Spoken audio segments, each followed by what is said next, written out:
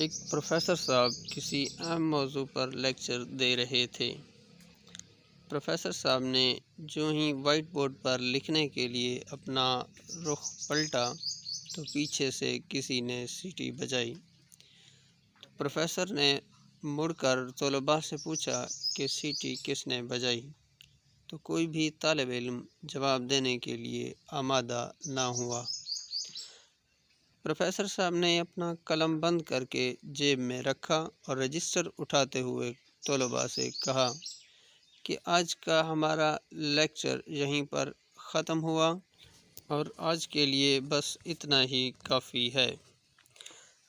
Professor صاحب نے تھوڑا وقف لیا اور کہا، چلو بچوں، آج میں آپ کو ایک کہانی سناتا ہوں، اس سے ہمارا لیکچر کا ٹائم بھی پورا ہو جائے گا۔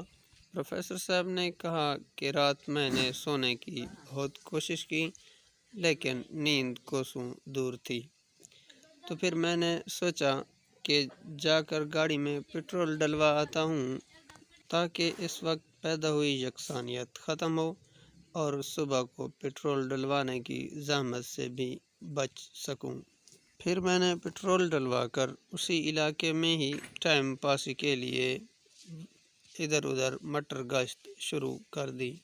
کافی مٹر گشت کے بعد میں نے گاڑی گھر کی طرف موڑی تو میری نظر سڑک کے کنارے پر کھڑی ایک لڑکی پر پڑی، جو نوجوان اور خوبصورت تو تھی ہی لیکن اس کے علاوہ بنی سنوری ہوئی بھی لگ رہا تھا کہ کسی پارٹی سے واپس آ رہی ہے۔ میں نے کار ساتھ جا کر روکی اور پوچھا، کیا میں آپ کو آپ کے گھر چھوڑ دوں؟ کہنے لگی، اگر آپ ایسا کر سکتے ہیں تو آپ کی مہربانی ہوگی، مجھے رات کے اس پہر سواری نہیں مل پا رہی۔ لڑکی اگلی سیٹ پر میرے ساتھ ہی بیٹھ گئی۔ گفتگو انتہائی مہذب اور سلجھی ہوئی کرتی تھی، ہر موضوع پر مکمل عبور اور ملکہ حاصل تھا، گویا علم اور ثقافت کا شاندار امتزاج تھی۔ جب میں اس کے بتائے ہوئے پتے پر اس کے گھر پہنچا تو اس نے اعتراف کیا کہ اس نے مجھ جیسا شریف اور نفیس شخص نہیں دیکھا اور اس کے دل میں میرے لیے پیار پیدا ہو گیا۔ میں نے بھی اسے صاف صاف بتاتے ہوئے یہ کہا، سچ تو یہ ہے کہ آپ بھی ایک شاہکار خاتون ہیں، مجھے بھی آپ سے انتہائی پیار ہو گیا ہے۔ اور ساتھ ہی میں نے اسے بتایا کہ میں یونیورسٹی میں ایک پروفیسر ہوں، پی ایچ ڈی ڈاکٹر اور معاشرے کا مفید فرد ہوں۔ لڑکی نے میرا فون نمبر مانگا جو میں نے بلا چوں چراں اسے دے دیا۔ میری یونیورسٹی کا سن کر اس نے خوش ہوتے ہوئے کہا کہ میری آپ سے ایک گزارش ہے۔